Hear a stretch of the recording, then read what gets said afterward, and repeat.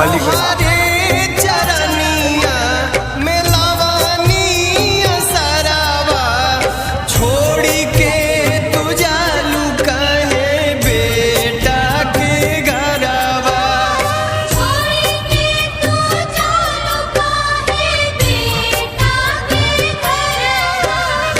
बनी गई आँखी के पुतरियानु हो कैसे तोहे बिसराई